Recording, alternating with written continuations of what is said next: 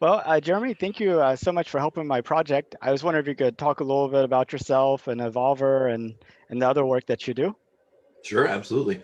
My name is Jeremy Nickel. I am, in one walk of life, an ordained Unitarian Universalist minister. For a long time in my life, I've been pretty clear that I'm on a spiritual adventure in this lifetime, and I just love talking to people about what they believe in. you know, I don't really belong to a religious tradition that has a set of beliefs that you need to, everyone ascribe to. And I certainly have an ever changing, ever evolving idea of what's going on, and just enjoy that conversation and the adventure of meeting people where they are and hearing why or why not they believe in gods or goddesses or what prayer means to them. And then the other great love I've had in my life is technology. I was raised by parents who ran first a video company and then a computer company in the 90s. So I was always playing with all the tech gadgets, and um, they were two very separate worlds for a long time. And then at one point, I realized they didn't have to be. I discovered virtual reality about 5 years ago, just as this new generation of virtual reality technology was really taking off. And I saw it as a space where I could create a spiritual community completely outside of the historical expectations and all the baggage that comes along with them. And so I started Evolver about 3.5 years ago now. We exist only in virtual reality. People come up to 3 times a day, 7 days a week to our events. Most of them are meditation events. We create worlds where meditation is possible that's completely never been done before. Like, for instance, we have a very popular meditation called the Overview Effect, inspired by Frank White's book. I was lucky enough to know Frank White when I was a kid. And the idea of the overview effect really stuck with me, of like the paradigm shifting power of seeing the earth from above. And so we have a VR experience where anywhere from 30 to 40 people meet up, and we're all in avatar form, and we start on the surface of planet Earth. And through the course of about a 20-minute meditation, that whole group slowly floats all the way up to a low Earth orbit where we're looking down from about the same distance as the International Space Station at planet Earth. And the whole meditation is about perspective shift, and um, it's pretty cool. People really like it. So that's just a little bit about me and Evolver, and happy to answer any other specific questions or go whatever direction you want to go in. Thanks for doing this, Nathan. Yeah, actually, Jeremy, I have lots of questions and areas I'd like to Cool. touch on. Um, Great. I guess first of all, how much time do you have? Right now, Yeah. I booked us for whatever the Zoom said, so I think at least a half an hour, 45 minutes. Okay, awesome. So yesterday, the person I was interviewing, we kind of got off on a whole bunch of really good tangents, but I didn't get to ask I see like what you mean. the basic Right. questions that I normally ask. So if you don't mind, maybe I'll just run through those real quick and then come back Sure. and visit the other questions I had. Sounds great. So first of all, when did you find out that we're planning to send people to the moon in 2024? It's a couple. I've known for a couple of years, just at some level of awareness, that that was a new plan. I think um, sometime early on in Trump's administration, I feel like there was a whole push by him to kind of do some specific Space Force stuff. And then I remember hearing around that same period of time that we were going to be going back to the moon. So somehow I guess I connected to the Trump administration, Um, whether that's accurate or not. Well, yeah, actually, it was announced by the National Space Council, I think like January or February of 2019. So Okay, so only that were, about, okay, yeah. yeah, just over a year and a half or so. Hmm. Um, and, since then, we've been kind of making steady progress. But would it surprise you that most of the people that I've talked to outside of the space community don't know that we're planning to go back to the moon? No, it wouldn't surprise me at all. I mean, I think, you know, as we've seen in pop culture, people really got into some of the sexy early moon launch stuff, and then people have somehow gotten distracted by a lot of other things. So, no, it wouldn't surprise me in the least. Um, Yeah, and also, it's kind of interesting. Most of us get our news probably online, I think, where we're kind of kept in the same bubble. Right. And a lot of people used to commute to work and maybe listen to the radio. and get some more of that traditional sources of news, Right. but without the commuting and a lot of people quarantining at Good home and point. working from home, Yeah. they're even more sort of in their Interesting. bubble than usual. Yeah. That sounds right. So what do you think?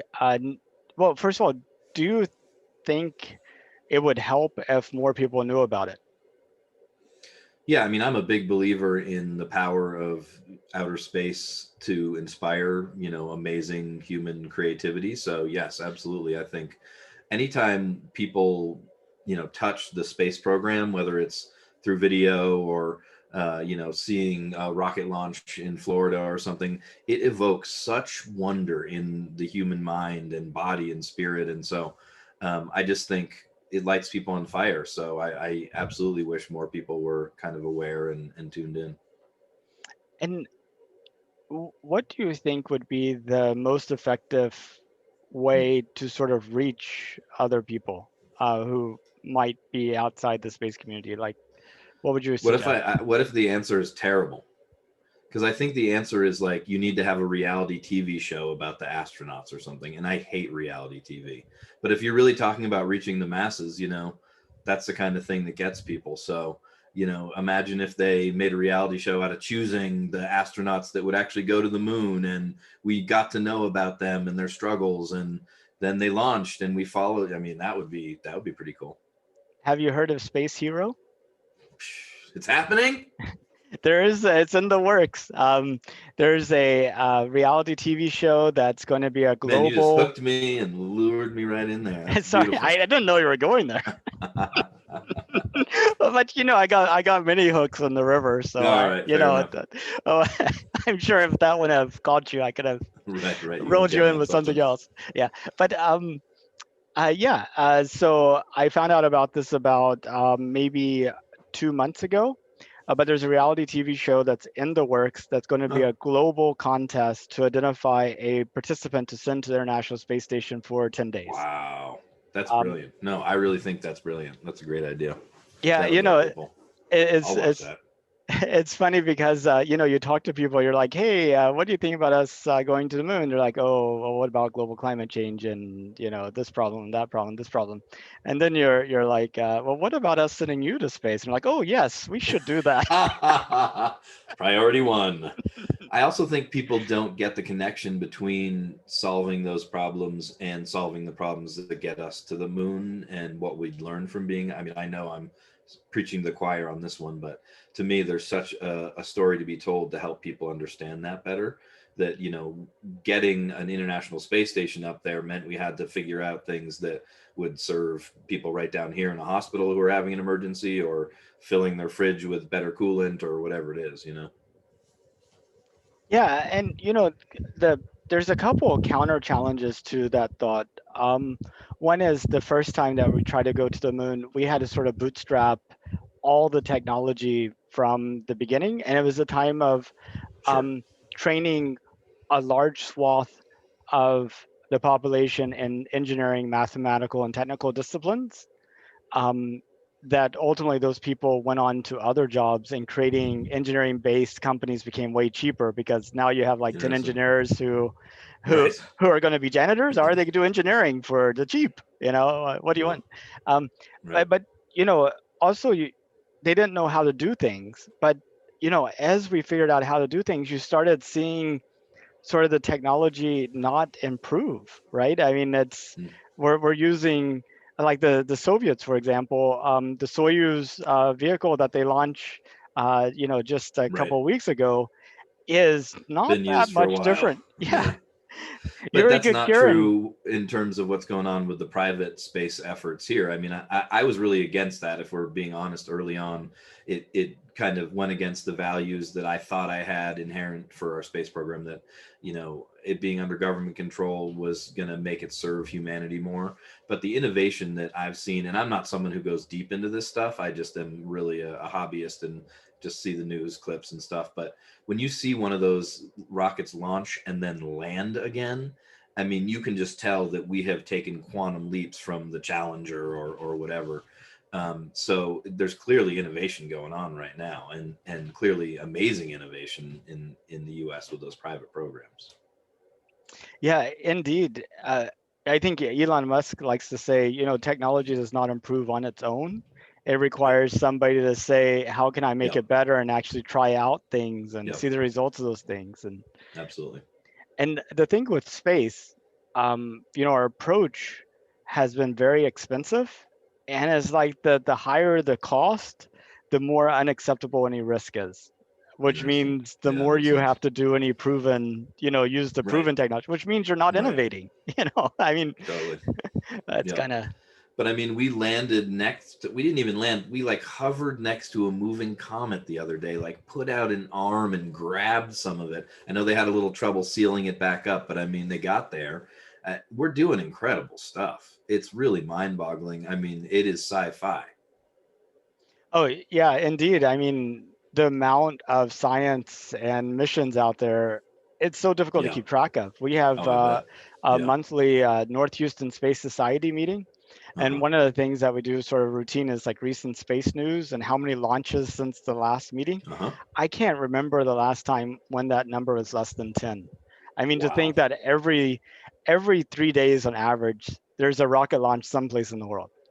Right? Because then there's all those ones putting the little satellites up there. And I was camping last May, and I hadn't heard about these new little low Earth Wi-Fi ones, and they had just gone up. I don't know, 10 days before this camping trip, and it was right after sunset, and we just hit this miraculous thing where we saw 30 or more of them. It felt like 100 line up in the sky, and they were all reflecting the sun because it was just at the right angle at the sunset. We thought we were being invaded by aliens. I mean, it was unlike anything else I've seen in the sky. I understand they slowly kind of move them apart and dissipate them, but it makes me wonder how much work you said, that many launches. What is the sky going to look like in 10 years at night? A lot of astronomers are concerned I about bet that they for sure. are. Yeah. Um, so, what do you think about us going back to the moon? You mentioned that people aren't seeing the connection between us exploring space and the problems here on Earth, but you feel like there is one, and if people could know about that, it would help them kind of embrace it a little bit more. I was wondering if you could talk a little bit more about that. Yeah, two pieces. So I think there's the technological science leap innovation stuff that will happen necessarily to get us there and to establish. I mean, it sounds like they want to have a semi-permanent, human operations there, so we can launch from there to Mars or whatever. And just what we'd need to figure out to do that, I think, would be awesome. And like I said, the inspiration I think it could create in the human spirit. And so the other side of that I'd frame is, from the way I see things, it seems like the further we go out and the more that we explore out, the more we have to explore inward as well.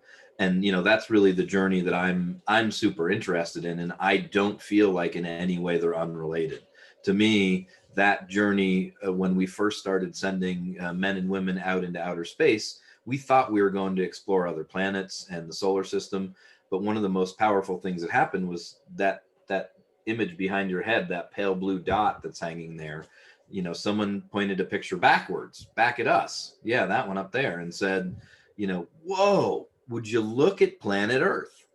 And that experience has been revolutionary. I mean, me and you have grown up always knowing what planet Earth looks like from above. So we can't quite even imagine what it was like for people who were 40 or something at the time when that picture came out and what that must have felt like. And I really feel like it's something that makes us think more about how small we are, how connected we are, what a system we're a part of. Really important truths about being human that are brought on by taking a picture of planet Earth from outer space. And so I don't know what they'll be, but I have no doubt that as we continue to push further and further out, especially with humans, I love sending robots and all that kind of stuff, but I got to admit, I really like sending humans out there because I want human brains to go out there and have that experience. And I know it will shift us in ways that we can't even guess right now.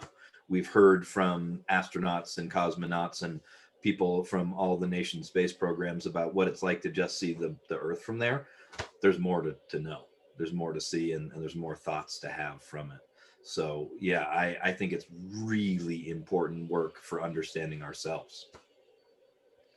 Are you familiar with this thing called an escape room? Yeah, like the game, kind of like go with your friends and try to get out.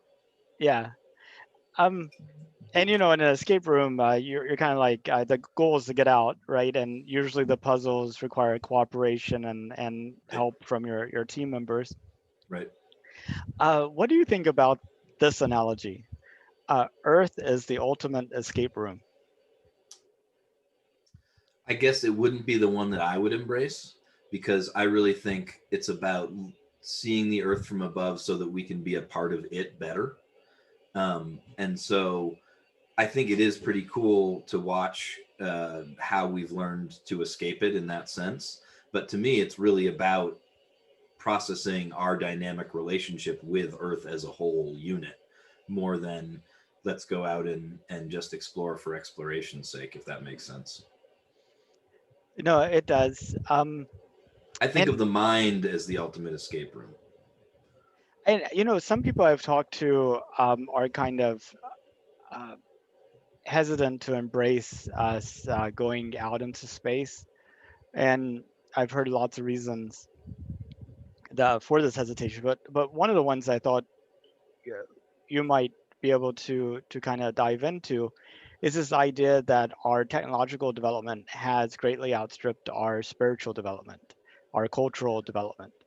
And in fact, and to some degree, perhaps we've been going backwards culturally and spiritually. And I was just wondering how you view that.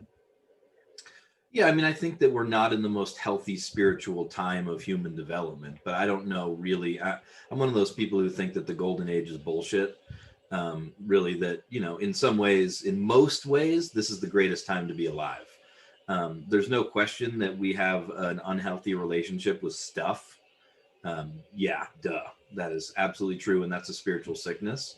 But we also are, racism is a very real thing, and we are living in a time when a lot of people have made attempts to get past racism and to mix with people who think differently than them, look differently than them, grew up in really different classes or cultures than them, and want to embrace that. There's a lot of beautiful stuff happening too. So I tend to reject that notion that we're in a particularly terrible time. There's some tough stuff happening, and because we're such a connected world system, we're hyper aware of it, and we've got cell phones to bleep it at us, and that stuff is not healthy. But I think in many ways there's just a lot of beauty to connect to too. So it's just, what kind of story you want to tell, which of the narratives you want to really drill down deeply into. So I think definitely we don't. The idea that the technologies outstripped our spiritual development, I would say maybe they've always just been going like this. And right now there's such a technological advancement that there's so many places to see that mismatch. Um, but I see it happening. I see for so long that there's been this false dichotomy between science and spirituality, and I see those things really having conversations. You can't talk about quantum physics without getting a little bit like of shivers, because it just seems a little spiritual to me, and so I just think, we're starting to see that conversation be more palatable, and I got great hope for what we're doing with technology and how it will inform our spiritual selves. So I it's kind of interesting, you know, you have this spiritual journey or experience using VR, and I'm kind of curious in what your take is on the possibility that we're living in a simulation. Uh, you know, and uh, I mean, how could you test and prove that idea one way or the other? And what do People you have think that tried. means? There was a big study recently where someone said they definitively proved it's not a simulation. I don't know. I don't know. So one of my big truths is I don't know. I didn't get a manual. Maybe some people who seem pretty certain about what's going on, maybe they got a manual. I didn't, but I really don't know. I love that concept. I think it's really juicy, and especially the more I'm in VR, the more I can see some real, there's some truth to that idea, at least. Whether it's the truth, I don't know.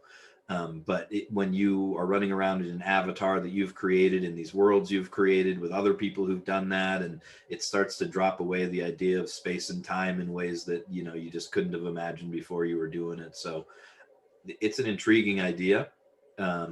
I really, I have my own hunches on what the hell's going on in this life thing, but that's all they are. They're just like my best guess. And like I was saying at the very beginning, I'm less interested in discovering the truth than I am understanding what you think the truth is and why, because it helps me process my stuff.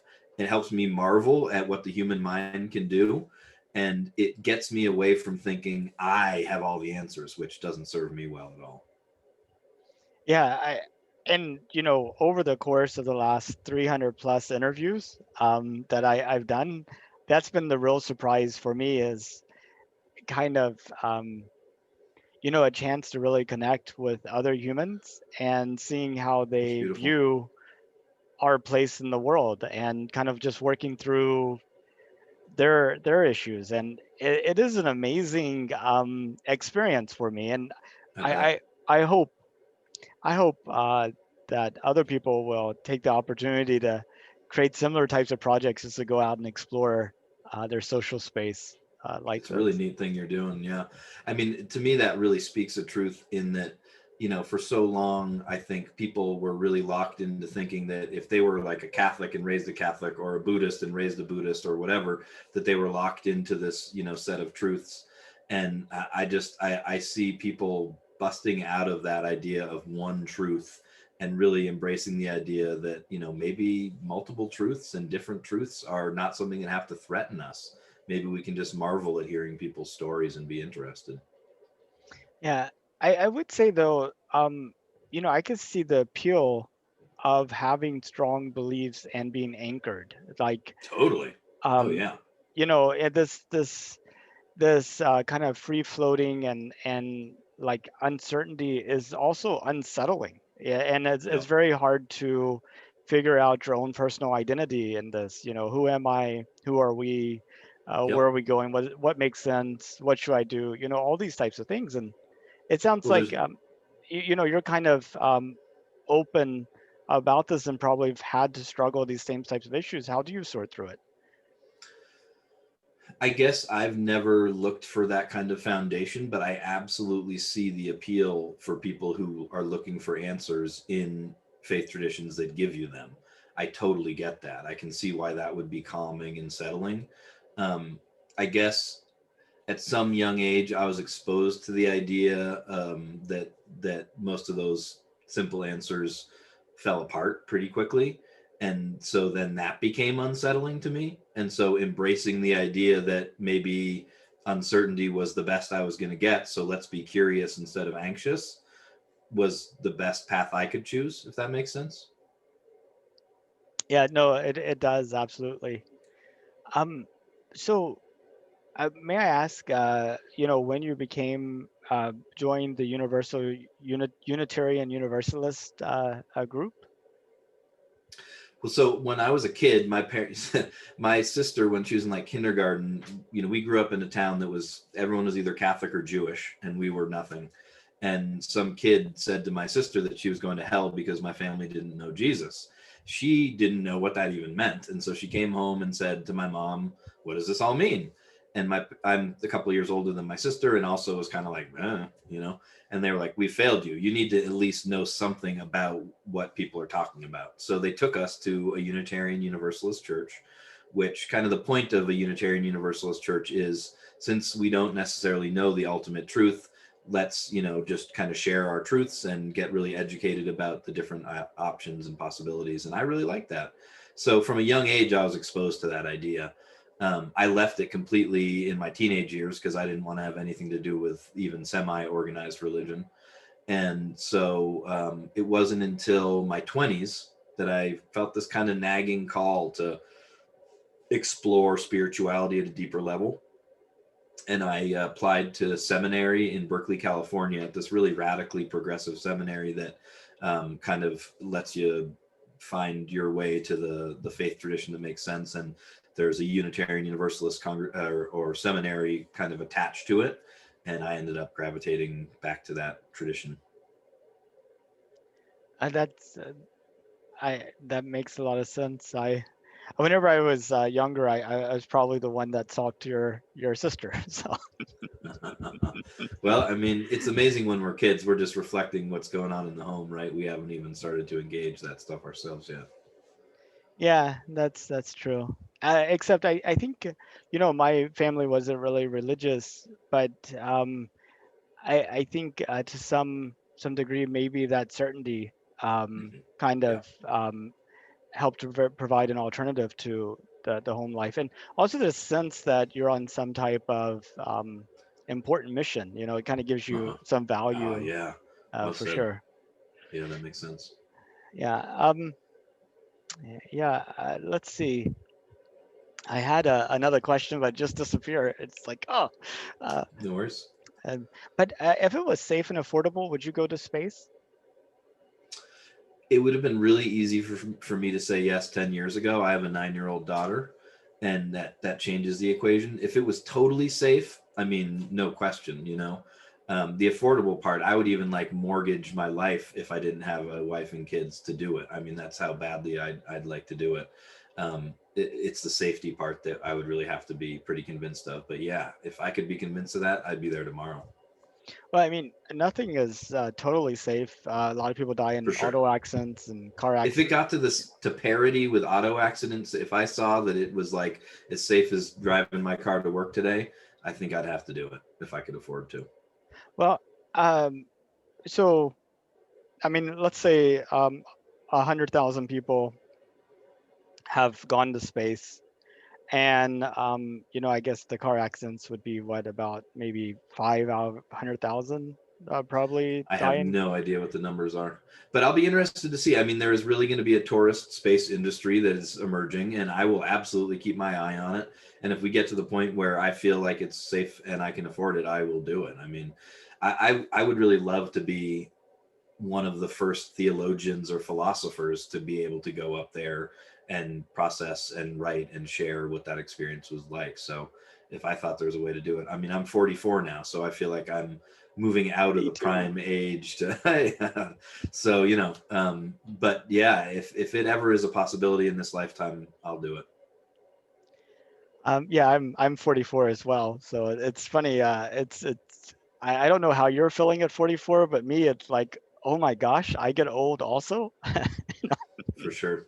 Yeah. It's like you're right on that borderline of still feeling like you should be young, and seeing being much older just right around the corner. Yeah. So I remember my question from before. I I have a big problem trying to differentiate between emotional and spiritual. And I was wondering if you could maybe talk about where you see the difference between the two. Sure, I'll do my best. So, I think spirituality is about getting to something that is beyond us. So, like, there's an individual that we know of named Nathan Price, right? He has blue eyes, he's got this color skin, and he likes this kind of music. He's a totally self identified person, and he has emotions. He experiences the outside world. And it makes him feel happy, or it makes him feel sad or anxious, and he experiences those different qualities of emotion because of the outside world's impact and the way he processes that. Maybe there's been times when you have been able to, through meditation, through prayer, through sometimes listening to music or something like that, or a psychedelic experience, you've transcended Nathan Price. Nathan Price and all the things he cares about and the emotions he feels, they've fallen away. And you've had some larger experience where you feel connected to the earth or to another person in some way where those walls don't matter anymore. That's spirituality. That thing that's beyond yourself. The thing that is able to tap into things that aren't just about your individual experience. And would you say that is something like very unique, or it's a particular type of emotional or intellectual perspective? I mean, sort of how do, Spiritual experiences. yeah. I think it's a totally unique thing. Yeah, I think like the Buddha has been one of my great teachers, and one of the things that he was able to identify was that there's a thing in the center of us, like I said, that Nathan Price-ness that's there in the middle, and it experiences things, and it says, "Ow, that hurt," or "Ow, that felt good," or "That made me feel anxious," or "Oh, I feel hungry." Um, there is something beyond that that everyone can get to, and they may describe it with different words. People who go to outer space have described the overview effect with different words, but they generally get at the same thing, which was a feeling of oneness, a feeling of being a part of a system and not an individual. They're having a spiritual experience in that moment. They're not thinking about Nathan Price anymore. And I know Space for Humanity is planning to send people to space to try to Yeah, kind of spread that experience around. But I was wondering, it seems like the people that are most in need of this experience aren't the ones that would sign up for it. And I I think was you're absolutely right. This just is one of the wondering, world's conundrums. yeah. So how do we do that? In fact, I see that comedian Seinfeld. He did one where talking about how space is getting boring and no one's paying attention. He's like, maybe we should send people that want to go. How much attention does that have? You have like the guy being dragged out to the space shuttle, and he's like trying to hold on. Right. No. No. Yeah, I mean, I think in general, one of the things that we're dealing with on planet Earth is the people who need certain experiences aren't getting them. And it's easy to say they don't want them. But I think also, there's a system in place that makes people have experiences. And, the way that our education system has evolved, can be changed. The things that we value can be changed. And I think it doesn't happen tomorrow, but you can shift that so that more and more people do want to touch this stuff and experience this stuff. And I think it's really important that we do that. But I think you're absolutely right that the people we'd like to get up here would probably be the last ones to sign up for it. And you talked on education. I mean, it seems to me that the way society is structured and sort of the lives that kids have today, being so driven by an external agenda, um, kind of everything is like pre-packaged, and they're Right. kind of put on a path, and everything that they do seems so curated and mediated. Like, uh, the, you know, the, it's not like 40 or 50 years ago where a lot of people grew up on farms and actually had to go milk cows and deal with cows. Now you have a book that has a picture of a cow, and you get the jug of Have milk you ever milked from. a cow? I have actually. Yeah. Uh, yeah, I don't but know if I milked a goat once. It's all right. yeah, I mean, I, it was only a couple of I squirts, guess I but think generational stuff is overrated. Like, I think that people are awesome. Like, that human minds are incredible and generative in ways that we can't imagine. So maybe people are more spoon fed these days. I probably in America at least, but I don't care. Like, it's gonna work out. People are amazing. They'll figure it out. The kids these days, man, they are superstars. Like, this whole they're snowflakes because they got trophies for showing up is bullshit. The kids these days already know how to program. They already know how to use technology in ways that I didn't even think about for 10 years after I had access to it. They're going to figure out stuff that you and I can't even imagine. So they have real issues. I mean, they don't get to be around each other enough in real ways. They're disconnected in real ways. They'll deal with it. That will become something that shapes their generation, but it won't stop them. um, yeah. Uh, I was wondering, so I don't know if you remember the 1990s and the internet. Sure. I got some AOL CDs around here somewhere. Oh my gosh, those were very prolific. But can you imagine in 1990 trying to explain to somebody what email was and what web shopping was and things like that? How, I mean, you probably had an easier time talking about them about quantum mechanics at that point Right. than all Right. these things. Well, the Jetsons, probably had a little bit of it, but yeah, no, it's amazing what we've done. It's just so I got my first email address in 1994 when I started college, and I remember within a year or two starting to see .com show up in advertisements on TV for websites, And yeah, it's just I mean my job is living in a goggle with people from around the world talking in real time. Microsoft told us recently they own one of the major VR platforms called Altspace. They have a program they've developed that can simultaneously translate 40 different languages in real time, so that they haven't put it into their VR system yet, but they will. And then when you're in there, you'll speak in any one of those 40 native languages, and you'll hear in any one of those 40 native languages, and all that translation will happen natively, so that you can talk to someone from whatever country. I mean, pretty much 40 major language groups. Um, that's amazing. That, can you think of what the implications? You'd want to talk about a Bible story, the Tower of Babel. I mean, what happens when everyone can speak the same language for a moment? Holy cow, without like media telling us that Iran hates us or something. It's going to be amazing, the impact. And I'm not saying it's all going to be good, who knows? It's going to be everything. Well, I mean, you have that Douglas Adams Hitchhiker's Guide to the Galaxy. The Babel fish was invented, and everybody could There you understand go. what everybody Right. said, and Yep. the wars were just awful after that. It's like, So that's what I mean. I always say about technology, it's not good or bad. Humans are good and bad. We bring that with us into technology, and how all this stuff will play out. It's hard to know.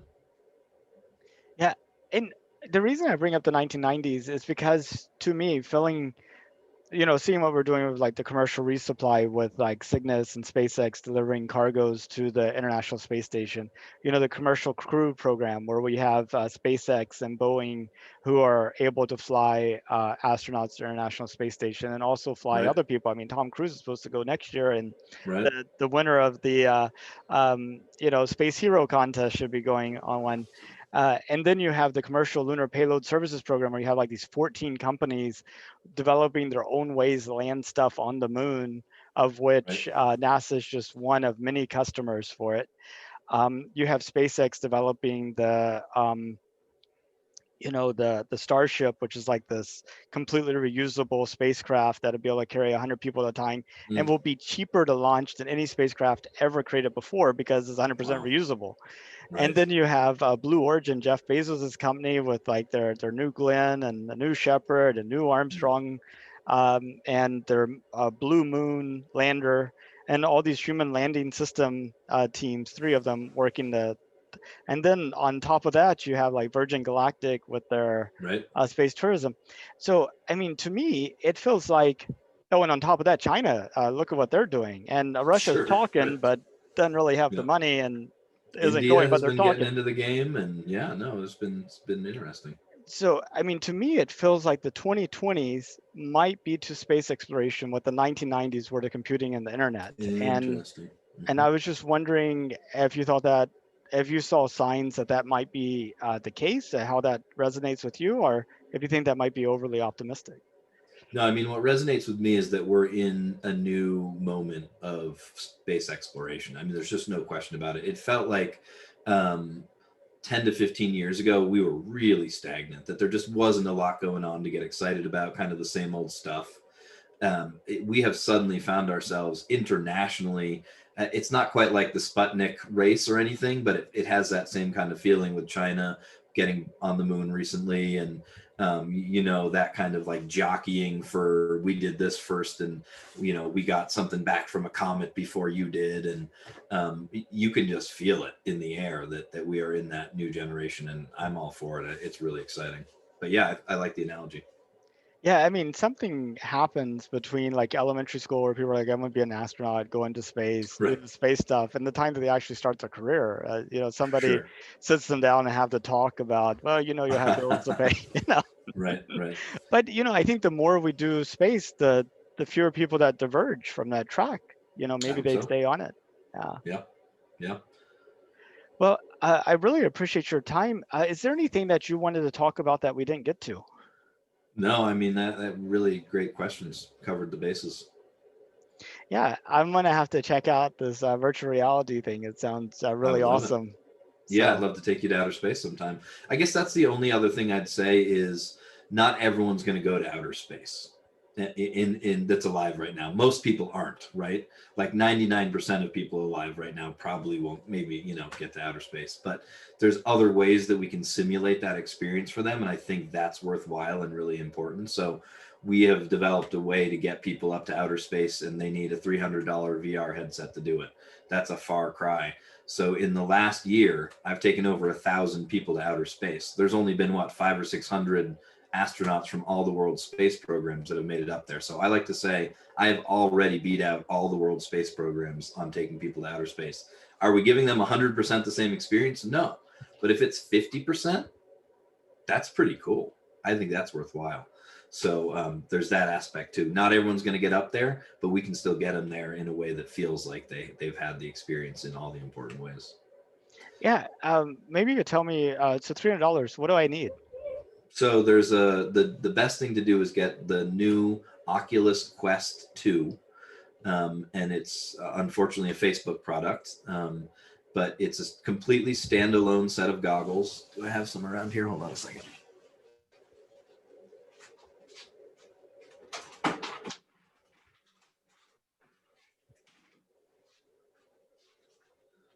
So this is the goggles you'll get right here with two hand controllers.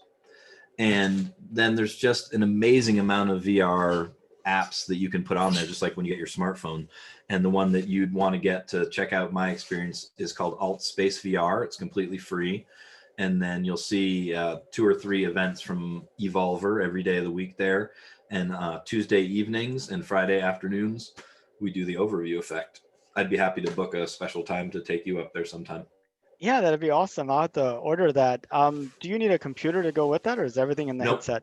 completely standalone. You can, if you have a really high-end PC, you can get a different set of goggles that plug directly into your PC, and they get a little bit better graphic processing from that. But honestly, this $299 Quest 2 is amazing.